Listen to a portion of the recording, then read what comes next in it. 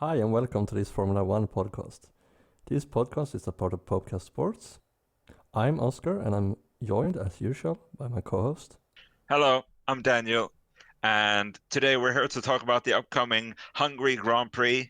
But yeah, as usual, I say this every single time, but yeah, as usual, we're going to start off with the last race, which was in Germany. And what a race! It was probably the most insane race I've seen in quite a while. To start off with, the lap started with three formation laps behind the safety car because of the rain that happened right before the start. And that actually meant that instead of driving for 67 laps, they drove for 64 in the race. So that's the first thing to mention. And I don't know where we should start because there's so much to talk about when it comes to this race. But I'm guessing the winner, Yeah, let's start with that. which was Max Verstappen in Red Bull again. And you did not think this, or at least I did not think this halfway through the race. Because right then and there, he just had done a 360 on his brand new medium tires after one of his 5 pit stops in this race. Yeah, it was a pretty crazy race, to say the least. Yeah, and the funny thing is that 5 stops was the norm almost. Yeah, I think he was the lowest with 5. There was a bunch of others with 5, but no one was beneath 5 stops, except, of course, the 7 guys that DNF'd. Yeah. We're going to mention that later as well. But yeah, 7 cars not finishing. Yeah. But yeah, it's just a crazy race. I really hope that if you're hearing us talk about this, that you actually seen the race, either the real live race or at least the highlights, because yeah, it was just a crazy race. Second, we have Vettel, which started last after not being able to set a time in Q1, and just we thought he was actually. I say we. I really should say and I think you agree. But yeah, we didn't think he had. I said it again. He did not have the best race. It seemed like he was stuck behind Raikkonen for a long, long time, and actually lost time to Raikkonen while on the intermediate tires. Which he after the race came out and said, yeah, he was not feeling at home with the intermediate tires, but as he put on the softs during two parts of the race, I believe, he felt way more at home, and he actually showed that. Yeah, really good drive from Sebastian Vettel. And now becomes the fun part, the third guy on the podium, Daniel Kvyat of Toro Rosso. Now, this is the third podium he's got, which, to be fair, is more than I thought he had. I wasn't really watching F1 by the time, the last time he was driving in F1. I started watching right as he was being replaced by Verstappen, which both of them were on the podium together with the guy that called Kvyat for the torpedo. So, funny coincidence there. But it's an amazing race again.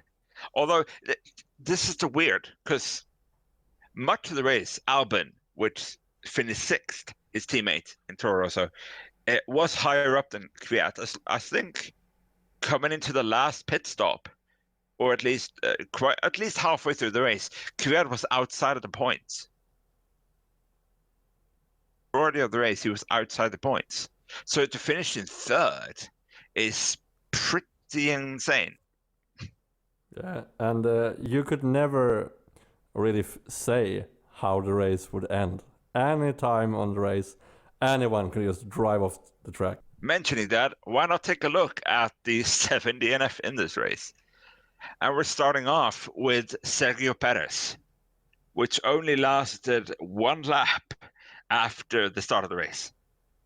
Lap 2 spun in turn 10, I want to say. And yeah, just lost control of the car. He was on wet. It was, I would say, slightly. It wasn't. It wasn't wet enough for wet tires, but starting behind the safety car, you need to have wet tires on. It's a rule for helping the safety car clear the water from the track. That's why they had a start or the formation lap behind the safety car, not a start behind it. So yeah, he was slightly too low water, and yeah, he just lost control. Oh. Moving on to lap 13. The next DNF was Daniel Ricciardo with some exhaust problems, I believe it was, forcing him to drive off to the side of the track and retire. After that, we move on to lap 25 with Lando Norris, who had just a loss of power after a not so good qualifying and yeah, starting in 90s after some penalties for new parts. Didn't seem to work that well for him today. Next one after that is, I would say, the most interesting one of the oh, maybe not, but yeah, Charles Leclerc, lap 27, in the last corner of the race, or the track, not the race, turn 17 or 16, 17. That entire, it's a double right-hander. Was some problems with the tarmac on the side of the track that caused a lot of problems during the race, and this was actually the fourth time in the race so thus far that it created problems. Leclerc himself had twice he almost lost control of his car before that, and Sainz had the similar problem as well. But yeah, Leclerc in the wall, creating a safety car. Hamilton, after being leading this entire race, coming out on softs into that same corner during still the safety car lap after, he loses control and goes into the wall, loses his front wing, has to pit, drives the wrong side of the bollard on the way in, and gets a penalty. And that is important to remember for later. Now, moving on to DNFs, we have Nico Hulkenberg, lap 39. Once again, it's the same turn as Leclerc, turn 16, 17. And he had done an amazing race. At once he was third, fighting for a podium in a Renault. And yes, seeing the guys to finish on the podium in Kvyat, it was not impossible for him to do so. So yeah, really sad to see that happening. After that, it was Valtteri Bottas, lap 56, turn 1, hitting the inside curve, spinning, losing control. The same thing that Hamilton had done a few laps earlier, but he managed to get away without any kind type of damage to the car. Bottas hit the wall and had to retire. So, yeah. And then the last DNF, Pierre Gasly, lap 61, trying to overtake Albon into turn 12. No, sorry, into turn 7. Wrong one.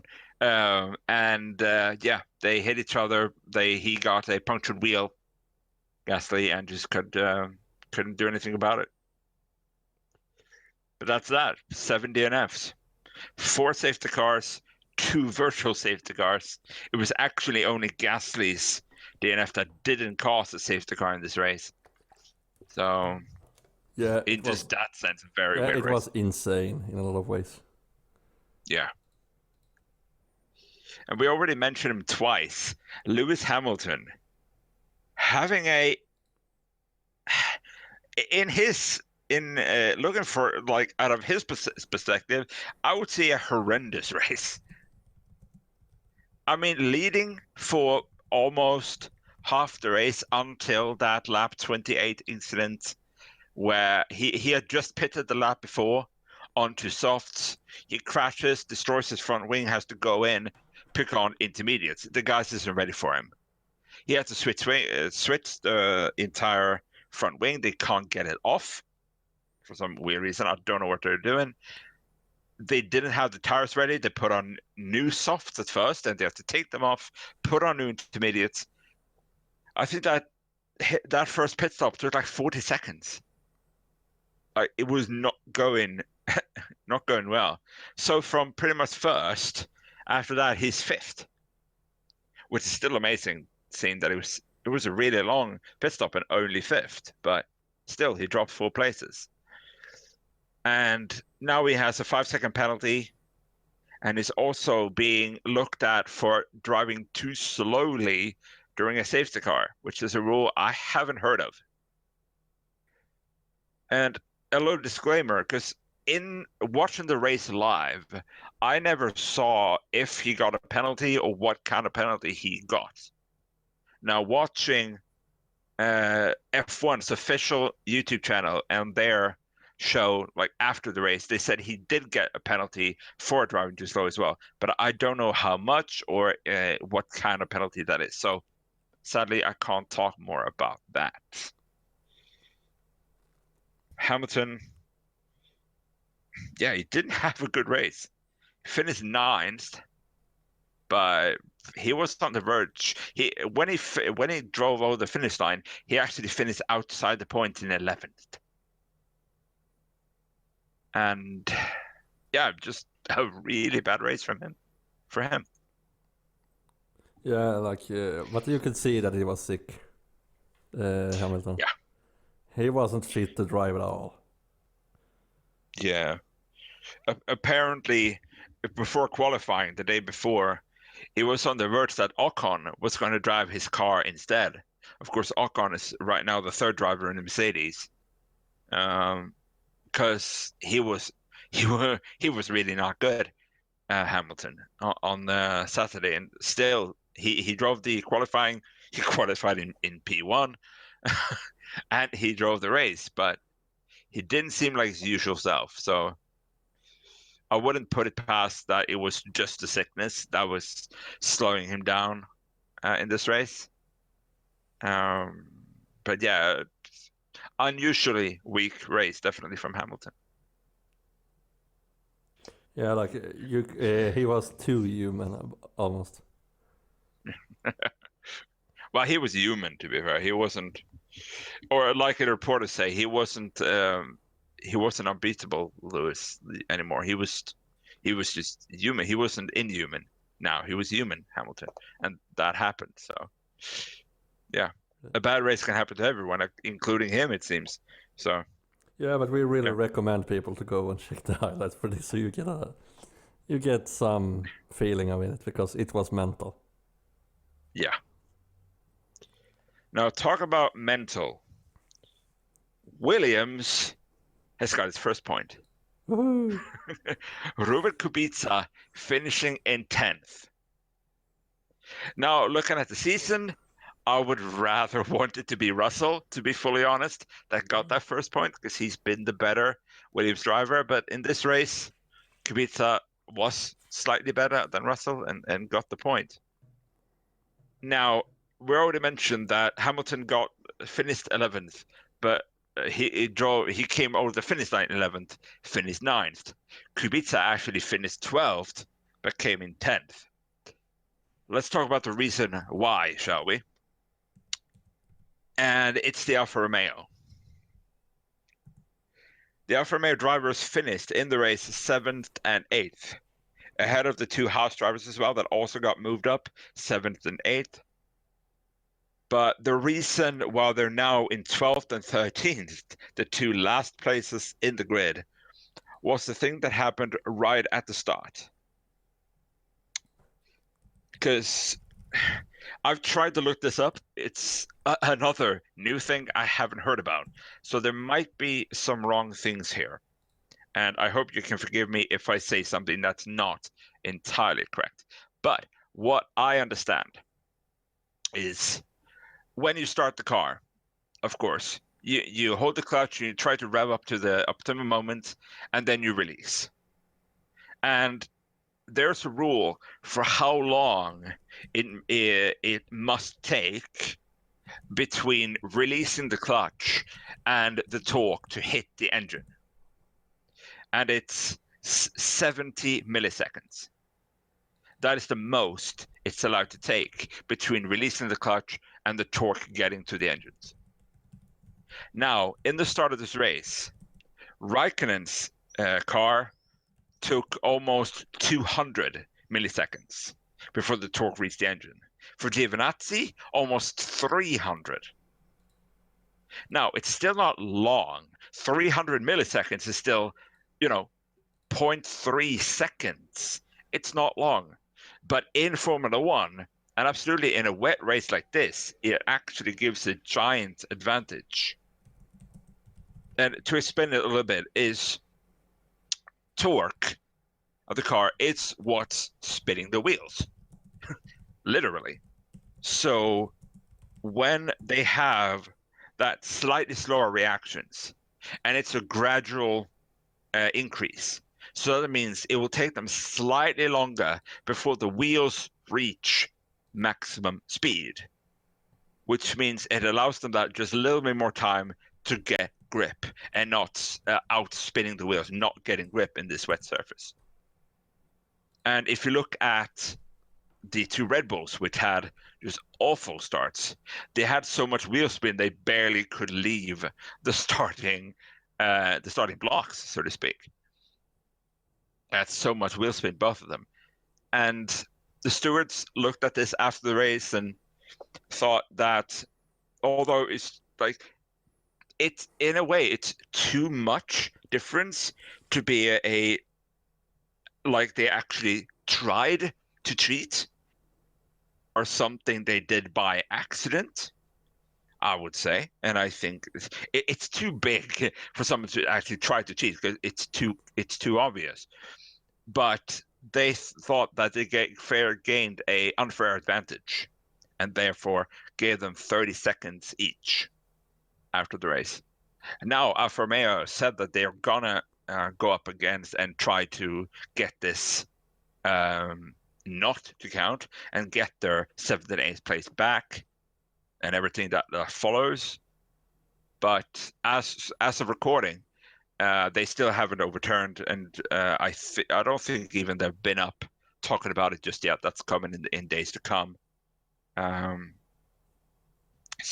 yeah, right now at least Alfa Romeo loses all the points, all the 10 points they would have gained here, and every team behind them gets moved up 2 places.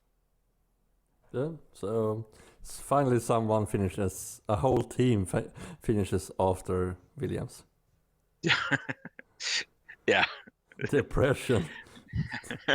First and probably sadly is the last time. Well, actually, is it the first? That is actually a good question. It is the first someone finishes after them totally.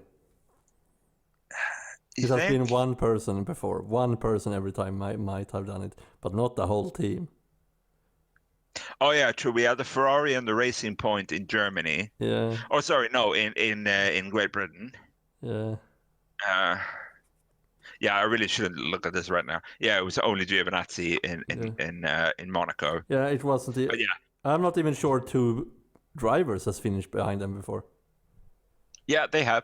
They have. Wow. In last race. Oh, damn. In the last race, Yeah. Sebastian Vettel and Sergio Perez, both finishing after Kubica. Vettel, oh my god. Yeah, because of the crash with Verstappen and the penalty and everything. But yeah. Exactly, but it's not usual at all. No. But yeah, the last thing I want to talk about this race before moving on to the upcoming Hungary Grand Prix is Haas. Now, we've talked about them quite a bit, and we're not the only ones that have talked about it quite a bit. They're having a tumultuous season, to say the least. And this race, just as in Great Britain, they came with 2 cars with 2 completely different setups. Grosjean has the base Australia pack, the one they had for the start of the season. Magnussen has the most upgraded car possible. including a new upgrade they got just for the Germany Grand Prix. And throughout practice, throughout qualifying, they jump up and back like in quali 1 and 2. Grosjean was faster as Magnussen was having problem with the heat. That wasn't Friday. It was over 40 degrees, I believe, or at least close to. And then during a Saturday practice 3, Magnussen was way quicker because now it was cooler. And then it became quali, and then Grosjean was faster again. And yeah, in the race, they finish within 2 seconds of each other. And in two completely different cars, and they're almost just equally as fast, even though they switch places throughout the season, throughout the weekend. But that is a problem for them, definitely. Grosjean is supposed to be in a slower car, but not in race pace, not in qualifying pace either. So right now, so yeah, it's a problem. Let's hope. And more than let's hope it goes better for some of the bottom teams here. Yeah, and more than that, after seeing what happened in Great Britain when they crashed, and actually caused it to end the race for both of them, in this race they also touched wheel to wheel, of course, and no damage was sustained, but they don't seem to be able to race each other without crashing into each other. And I'm pretty sure that Gunther Steiner, team principal, he was quite fuming after last race in Great Britain, and I don't think he will be any less after this Germany showing. And yeah, there's one race now, the upcoming race in Hungary. Then we have the summer break, almost a month off before we go to Belgium. I would almost say that I hope by the time Belgium comes around that they have one new driver. Because I don't think they should keep Grosjean and Magnussen fighting each other any more than they already do. It doesn't help the team getting to what the problem is when the two drivers can't stop fighting each other. So yeah, and they seem to have problems in other areas already. Yeah. So they already have a problem with a bad car, or not a bad car. I think the potential is still to fight with at least Renault, maybe even McLaren, for being really top midfield car, but you just can't put it together and they can't figure out why. And that isn't helped, but they have two drivers that both have questionable sides in their driving, in their personality, and absolutely when it comes to each other. So I'm not going to say who I think deserves to leave most, Magnussen or Grosjean. I think that's entirely up to the team to decide. But I definitely think that one of them should at least put down the third driver for now and just put someone else in the second car. Because, yeah, they can't have their drivers fighting each other in the midst of them trying to find out what is wrong. But yeah. Yeah, that could destroy the team otherwise. Yeah. Make the season even worse than it already is. Okay, now let's move on to the upcoming Hungary Grand Prix. Now, the race is being held on the Hungaroring, where the first race was held in 1986. It is a 4.3 kilometer or 2.7 mile circuit with 14 corners that they drive for 70 laps. Now, the funny part about this circuit is much like the old Australia track in Melbourne before they updated it. You got 2 DRS straights, but only 1 detection zone. You actually start the race on the start-finish straight with a DRS, moving through a quite tight hairpin turn 1 into the second DRS straight, moving on to turn 2, which is a really tricky because it's after high speed, really you need to step on that brake. It's downhill, it's turning, quite sharp. It's important to hold the line. It's a really tricky corner, and it's actually an overtaken opportunity just because it's so easy to mess up your line through this corner. And then moving on, you have a fast turn 3 onto the second sector. We have a kind of tricky turn 4 where you don't really see the track. Sharp turn with uphill.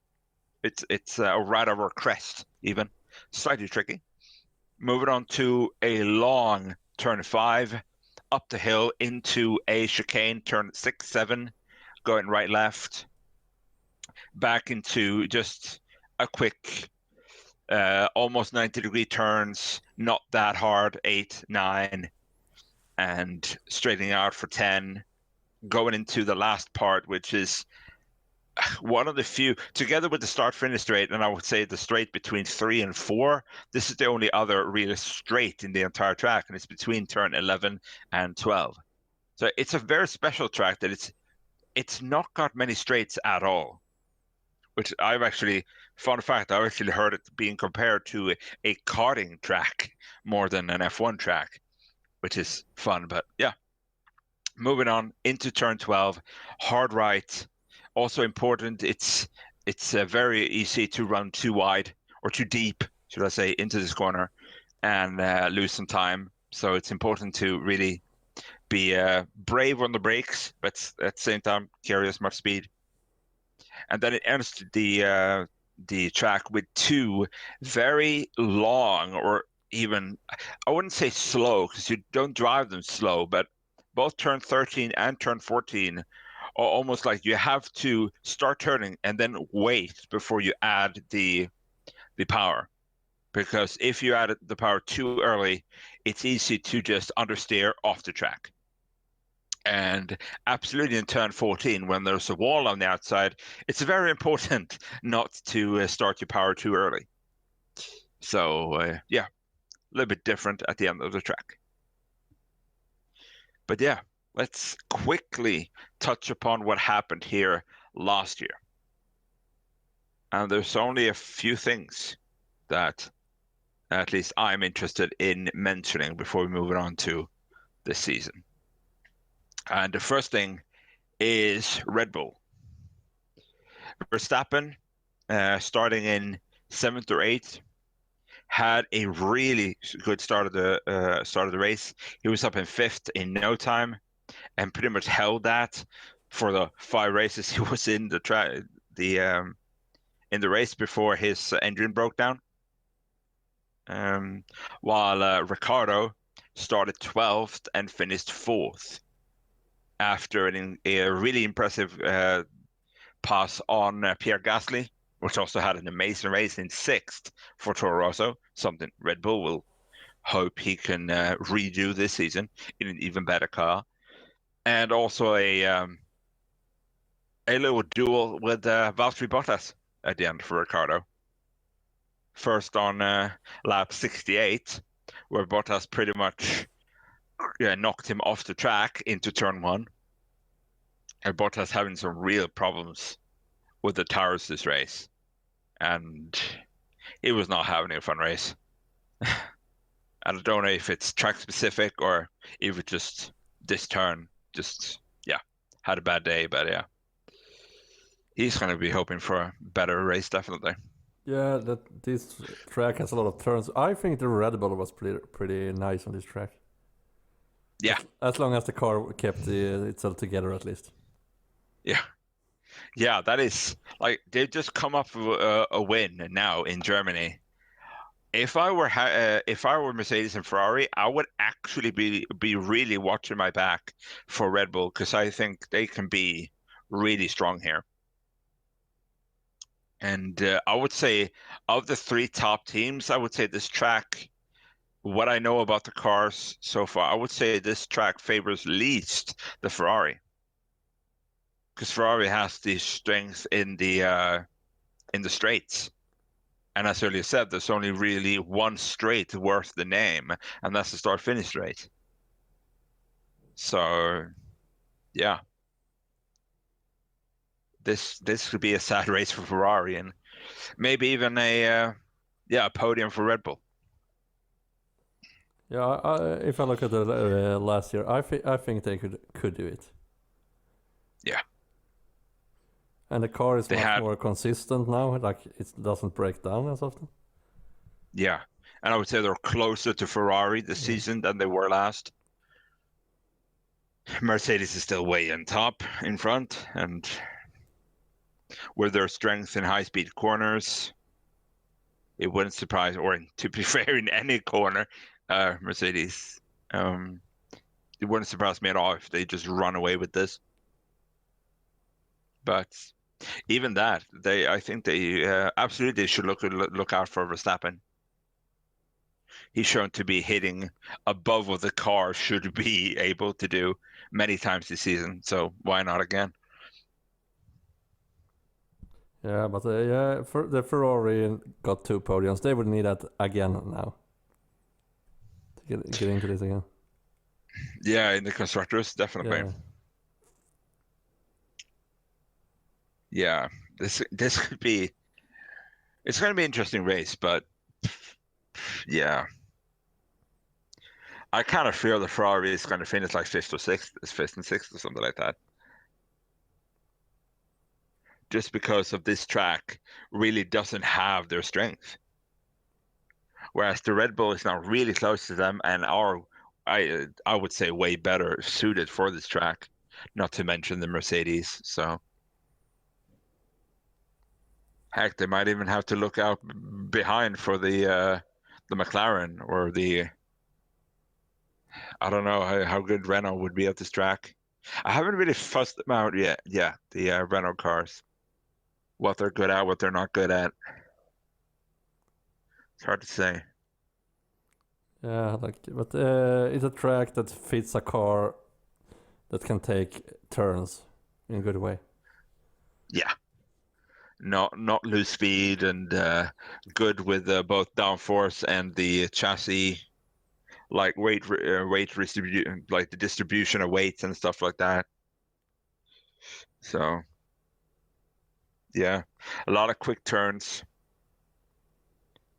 a lot of need to be good under braking and high speed cornering. So yeah, Yeah, but it will be interesting because the last race was amazing. So let's hope for another one. yeah. For that we probably need rain, Yeah, and yeah, it's too early to know anything about the weather, how it is down there. Um, we can always hope for rain because then that might shake up everything just as it did in Germany. But that was the first. I heard a fact, or I believe it's truth, that the last time they used the wet tires before the race in Germany was in a practice run in Paul Ricard the year before. yeah, I heard that too, and that's just weird. Yeah, it's over a year of F1 without using the wet tires. And apparently, just as they redid most of the tires for this season, they added not only changed the names and everything, but they actually changed how the tires are built slightly. They also redid the wet tires. So they were completely new to everyone, which I think is one of the reasons why Vettel said he was bad at the intermediates because he didn't know how to deal with them. He didn't manage to get the most out of the wet tires. Yeah, But yeah, because that always messes up everything when you get on a tire that you're not used to. oh yeah, it's hard enough driving a Formula One car with dry tires on a Yeah, track you know. Yes, he really knows his track. Apparently, he actually grew up not far from it. Um, so it's really home turf for Vettel last race. yeah, Um, but yeah, the wet really messed it up for him during those stints. But yeah. yeah, But anything else to talk about the upcoming race? It's easy to say things about the top teams. yeah, Like I think, like, because you know a little bit more about the strengths, about the weaknesses for each team up there, because there's more talking about them, so you know yeah. slightly more. the midfield is so hard to guess because one, it's so even, and two, you don't, or at least I don't really know the strengths and weaknesses for each car. So I know the weakness of Haas. We have been touching that before in this episode. yeah, heat. Heat between the teammates. Yeah, that too. Yeah. But actually saying that, thank you for reminding me. I heard an interesting line. I think it was said by Grandchamp in a interview post-race that said when they put on new tires, like say they put on softs, the first few laps, they are rapid. But then after just a few laps, they have burned through most of the tire and then they just drop until they get to change the tire again. So what that's really saying is they're overusing the tire constantly at the start of the stint. And I don't know if I don't know how to fix that. And of course, neither do they, since that they have these problems. But my first, which is not the correct solution, but my first thought was about this. Okay, so they should just drop the effect on the engines, and maybe that will slow down the the uses of the wheels, and probably that will save some wear. But that would make them slower than Williams, which, to be fair, some parts of the track they already are. But that would make them in Williams category for speed. Maybe then they have good tire wear. Slower than Williams. Oh my god. Yeah, that is impressive, huh? No. Yeah. But yeah, so that's really like that's their problem. Like they're overusing their tires. Which, to be fair, in a way we already knew. But it's still interesting to hear him say it like that. Yeah, like we're really fast at the start of the stint, but then we just burn through our tires way too quickly, and then we just run on the rim for the last few laps before they get to switch tire again. So yeah, but let's hope for a good one here now. yeah, not maybe crazy like the last race because that's too much to ask for. And I don't think the drivers doesn't want it. Yeah. And the team doesn't want it. I think the drivers like Germany, the teams not so much. Yeah, if you have the chance, go back and see, search for faces or something like a highlight of the faces of the team leaders. Oh my god. Yeah.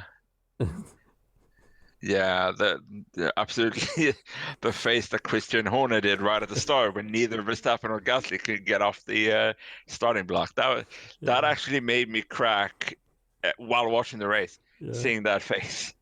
Of course, they said it in slow motion, which just makes it better. But yeah, yeah, I don't think they had a good time. The drivers had, but not the team managers or the team owners. But yeah. So yeah, what do you think about this year?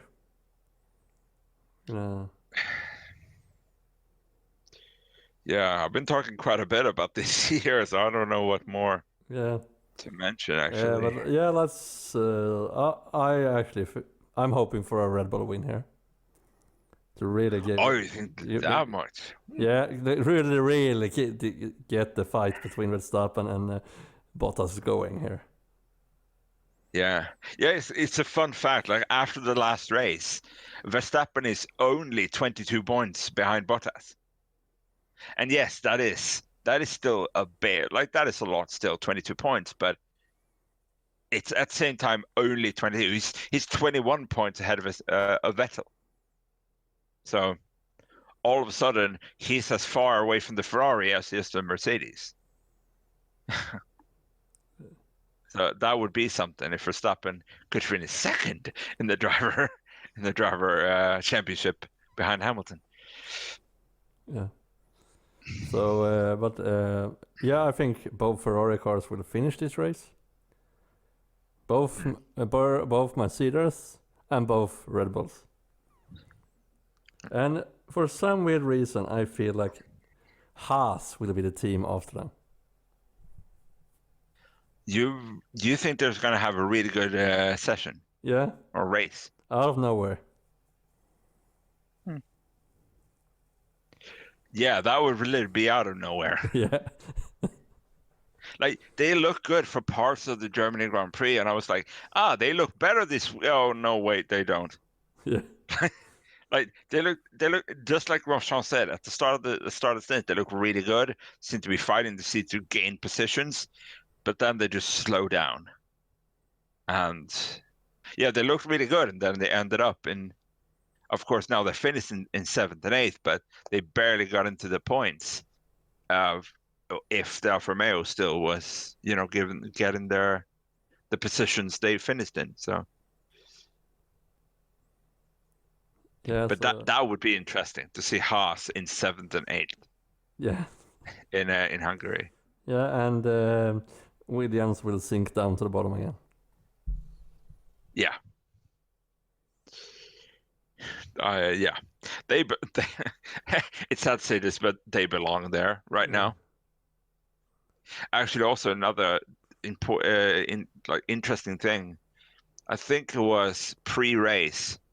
They have almost an hour worth of pre-things they show and interviews they tell and everything. And they had met with both the drivers Williams and Claire Williams, the owner. And she mentioned a really cool thing and explains why they're so bad this year. Because pretty much for this year, they ripped out all the aero work they have done for the last decade on the car and started from scratch. That was looking into last year, like trying to fix the aero and not getting right and having that problem with not enough downforce and everything like that. They couldn't figure out how to fix it, and then they got a new person in for just the aero in front of this season, and his solution was rip it all off and start over, and hoping to go 4 steps back, but then 6 steps forward.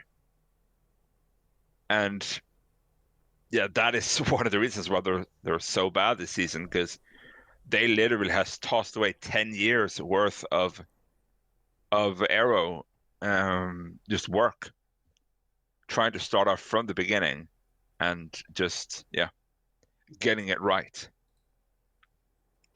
Yeah. But yeah, I found that really interesting, because that's not a short-term solution, and they know it. They're definitely working on the long term, and I feel that is really, really interesting. I really look forward to seeing what that can bring, because that has definitely been their problem the last few years, the aero, and yeah, they're definitely doing something about it. Yeah, so I really don't have a super crazy one here. Or maybe Haas is the super crazy one. Yeah, I would allow that. Yeah, exactly. The super crazy guess is Haas to finish 7th and 8th. Yeah, but in the beginning of the season, that wouldn't be crazy at all. Everybody would just, okay, I'm buying that. But right now, it is crazy. Yeah. But funny enough, look at the last race where they finished. Yeah, 7th and 8th. Yeah. Yeah. Well, but then it's only 13 cars finishing. Yeah, they had some help. Yeah, and like, some help. But the funny thing, I said that the only time Williams will get a point is if everyone behind them crashed. I got to eat those words now. No, you were correct. No, Alfa Romeo didn't crash. True. You mean you meant that literally, huh? Yeah. It was almost right. Well, 7 DNFs is still good enough. Yeah. But yeah, it would have been better if there were 9 DNFs, then they literally would be nowhere else for them to be than 10th and 11th. But yeah. They actually got to beat the whole team. Congrats. Yeah. Yeah. Yeah. But if we move on to something a little bit special for this one, or comparing our predictions before the season to the standings right now. Yeah. It's been 11 races out of the 21. Yeah. It's as good a time as anything halfway through the season to look at what we thought and what it's currently standing at. Yeah. And some are correct, some are really wrong. Yeah. I'm sorry for doubting you, McLaren. Well, to be fair, neither of us really had a reason to trust them before the season. Looking at their preseason as well, I still remember them running the preseason. And they looked good, but they didn't really do any. Like they did loads of long runs on the hardest amount of tires, pretty much, and the baseline numbers were good, but they didn't show anything how good they were. So, yeah. But yeah, let's start at the top, though, shall we? Yeah. Of course, in real life, Mercedes is on top. Yeah, right for me. Yeah, for you, that's correct. I thought Ferrari. Yeah. I thought that preseason was a true showing of where they were. Was I wrong? They are far behind Mercedes, and not just in points, but in the car, how good the car is. Like Mercedes has by far the best car this season, and so I remember I said Ferrari to win, but Lewis Hamilton to win the drivers, and I guess at least a half point for me there, but yeah, not correct. And actually, we don't have many rights then. After that, it is. No. Second is Ferrari. Yeah. No one else. Yeah, I thought Mercedes. You thought Red Bull. Yeah. Now, to give you some credit, there's been some expert commentators saying that Red Bull, right now, they're 44 points behind Ferrari in the constructors, and they have an equally good car at the moment as Ferrari, and it's very possible for Red Bull to actually catch up to Ferrari and maybe even surpass them and actually finish second. So you might still be right at the end of the season, but right now you're not. Now, third, Red Bull is the top three. You thought Ferrari. I actually said Red Bull. Not the hardest guess, though. The top three is still the top three. I think we hoped that there would be closer, and although teams are kind of close pace-wise, they're still way off in the points. So, but yeah, let's move on to the next one. Fourth in the constructors, McLaren. Yeah. We both thought they were finished ninth. Yeah. Oh, shit. Yeah. But yeah, we already touched upon it. Like they didn't look this good. They were definitely not this good last season. Towards the end, towards the start, they were pretty good, but towards the end, not. They were fighting with Williams about being the worst car, just like Haas is doing right now. Funny enough. But yeah, they're having a way better season. I would love for them to finish fourth. They have been the fourth best team, I would say. Yeah, they are impressing me a lot. I'm so happy for them actually. I want to be proven wrong there. Yeah, I would love. McLaren has definitely deserved it. Yeah. I say we both thought Renault. Yeah. And they're right now in sixth. Not that bad. They've been in fifth for a long time, but thanks to the last race with Renault, both cars out, and Toro Rosso getting some major points from Kvyat and Albon, both in the top six positions, that brings Toro Rosso to fifth. And yeah, we thought eighth for them, both of us. Yeah. Now they have, I would say, to our defense, I would say they have been the eighth best car most of this season. It's just this amazing race right now that bumped them up. Otherwise, I would say we're pretty spot on with them. Then yeah, Renault we touched. We had here in 5th and 6th, we alternated Haas and Alfa Romeo. Both of them we found further down. But yeah, moving on to 7th, our first complete right at the moment. Woohoo. Might add, Racing Point. Oh, nice. Completely correct, both of us. Yeah. That's a good thing. Yeah, the funny thing is that we're actually guessing the same guess from Racing Point and onwards. Yeah, we were kind of not quite the same, but to be fair, we're really close. Top 3 was still top 3 for both of us. We still both had Renault in the 4th. We switched Alfa Romeo and Haas positions, and then we have the rest the same. But yeah, moving on. Again, 8th and 9th, Haas and Alfa Romeo on the same point. That's why I mentioned them at the same time. Yeah. Alfa Romeo has been the better car. But once again, Alfa Romeo no points in last race, while Haas got way more than you usually do. Yeah. We thought we thought 6th and 7th, 5th and 6th for those two. I would say neither of them have been that good. Alfa Romeo is better than Haas, definitely, but maybe Alfa Romeo has been. Difficult one. Yeah. But yeah, last one. Yeah. And if you've done the math, yeah, Williams. Yeah. The second complete right. Woohoo! The easiest out of everyone. Yeah.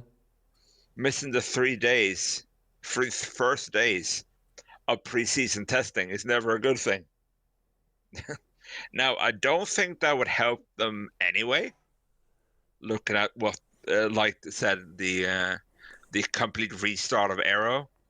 I don't think even with those 3 days that would be close to the rest of the field.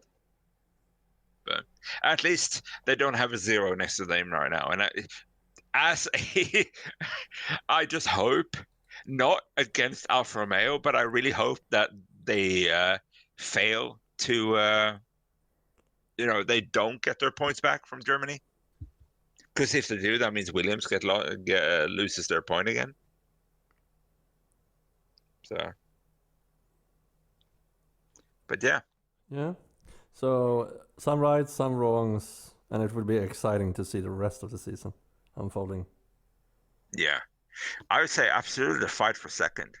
That is one of the things I'm really looking forward to right now. As well as to be fair, the midfield. Just the midfield fight. Although I can see McLaren run away with 4th. It might not happen. Who knows? The midfield is so tight. So yeah, it can change a lot during the season. Yeah. But yeah. Yeah. That was pretty much us. Yeah, for this half of the season, and we will be back after the summer break. Yeah. Even if it says weird saying that the last of July. Yeah, well, that's F1's fault, not ours. Yeah, but so what's the next race? Belgium. Oh, the Spa. The Spa-Francorchamps. Oh, that sounds We're going nice. to. That's the track name. That sounds nice and relaxing. Yeah. Yeah, it's a spa and it's French, so it looks good. It sounds good. Oh, yeah. It sounds French. It's Belgian, but yeah. Details, right? Exactly. But that will be the next race. So yeah, thank you for us for this halfway mark for the Formula 1 season. I hope you enjoyed listening and recently also watched, in a way at least, on YouTube. I have 2 episodes up there now, and I'm planning to continue posting there. And on Spotify, of course. Yeah, so thank you for us. And yeah, we will see you in a month. Bye. Bye.